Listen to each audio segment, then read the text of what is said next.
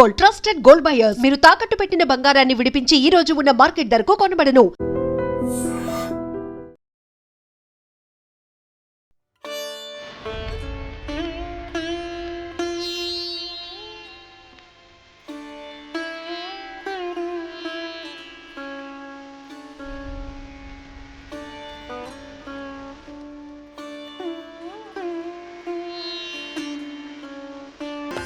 మేడారం జాతర గిరిజనుల జాతర అతిపెద్ద జాతర కరెక్ట్ గా ఇంకొక 2-3 రోజుల్లో ప్రారంభం కాబోతోంది కాబట్టి ఫస్ట్ అసలు మేడారం పోకంటే ముందు గట్టమ్మ దేవాలయం దగ్గర ఆగి భక్తులందరూ ఈడ అమ్మవారిని దర్శనం చేసుకొని కొబ్బరికాయ కొట్టి అమ్మ దీవెనలు తీసుకొనే పోతూ ఉంటారు.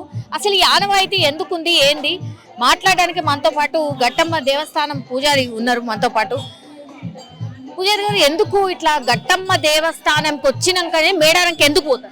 మొదటి మొక్కు గట్టమ్మకి ఎందుకు మొక్కుతారు అంటే మేడారం పోయి 2 సంవత్సరాలకు ఒకసారి మన మొదటి మొక్కు కొబ్బరికాయ కొట్టుకొని పిల్లా జల్లతోని మేడారం పోయి చల్లగా రావాలని మొక్కుకుంటారు. కంపల్సరీ ఏ బస్సు అయినా సరే ఏదైనా సరే ఈడ ఆగిన తర్వాత దర్శనం చేసుకున్న తర్వాతనే పోతున్నారు. అదే మేడం, మొదటి మొక్కు ఫస్ట్ గట్టమ్మని దర్శించుకొని పోవాలంటే మేడారం చుట్టూ 7 గట్టమ్మలు ఉంటాయి. ఎట్టించి వచ్చే వాళ్ళు కానీ మొదటి గట్టమ్మ ఈ గట్టమ్మ కనుక ఈ ఏరియా నుంచి తీసుకొని పోయేటప్పుడు మొదటి మొక్కి పోకి చల్లగా పోయి చల్లగా రావాలి. 2 సంవత్సరాలకు ఒకసారి సమ్మక్కకు మొక్కులు చెల్లించుకోవాలి. మొదటి మొక్కు అని కంపల్సరీ కొబ్బరికాయ కొడతారు నాణ్యమతిగా. అమ్మకి ఏం పూజలు జరుగుతాయి మామూలుగా కొబ్బరికాయలు, కోళ్ళు, ఆటలు అన్ని చేస్తాం. మేము ఈడ కూడా చేస్తాం. మేము ఎదురు పిల్ల పండుగ కూడా మొన్న 21 చేసినాం. ఆడ మండ వెలుగు పండుగ ఆడ అంటారు, ఎదురు పిల్ల పండుగ ఈడ అంటారు. ఈడ పండుగ జరుగుతాయి. ఆడ ఈడ సేమ్ కానీ డేట్లు సేమ్ ఉంటాయి, అన్ని సేమ్ ఉంటాయి. ఇప్పుడు ఆడ జాతర అమ్మవారి దగ్గర మేడారం జాతర జరిగినప్పుడు ఈడ గట్టమ్మ దగ్గర ఏం పూజలు చేస్తారు? ఈడ పూజలు మన ఎదురు పిల్ల పండుగ పూజలు చేసినాం. మా సాంప్రదాయం ప్రకారం ఏం పూజలు ఉంటే ఆ పూజలు చేసినాం. అట్లనే పూజలు కంటిన్యూషన్ నడుస్తూ ఉంటాయి. జాతర టైంలో కూడా బగ్గ జనాలు కూడా మస్తుగా వస్తారు కదా.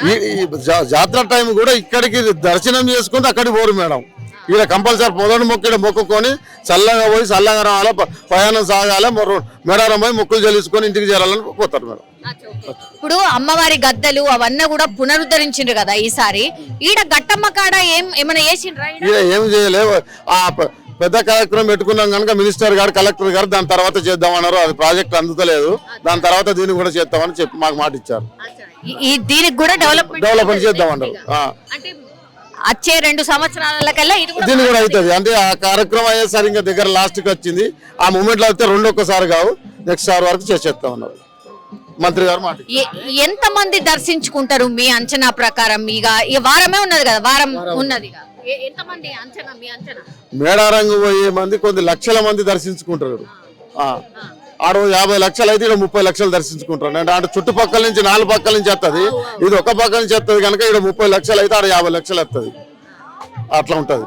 దానికి దీనికి కొద్దిగా తేడాలే ఉంటది, కొద్దిగా తేడాలే ఉంటది. 1 కోటి మందికి పైనే దర్శనం చేసుకుంటారని ఒక అంచనా ఉన్నది. వీటికి 50 లక్షల పైన వేస్తారు, 50 లక్షల పైన వేస్తారు. 70% ఇక్కడ దర్శనం, 100% ఆడ. ఎందుకంటే చుట్టుపక్కల నుంచి అటు నుంచి వస్తారు, ఇటు రారు కనుక ఈ రూట్ పెద్ద రూట్ కనుక ఇటు నుంచి వస్తారు. ఇప్పుడు ఈడ అమ్మవారికి మొక్కుకొని మళ్ళా సేమ్ అదే మొక్కు ఆడ అమ్మవారికి ఆడ మొక్కుతారు. ఇక్కడ ప్రయాణం సాగాలి. మేము 2 సంవత్సరాలకు ఒకసారి వస్తాను తల్లి చల్లగా ఉన్నాం కనుక మేము మొదటి మొక్కు కొట్టి వాళ్ళ కోరికలు తీర్చుకొని వస్తారు. అట్లా దానికోసమే గట్టమ్మ దేవాలయం.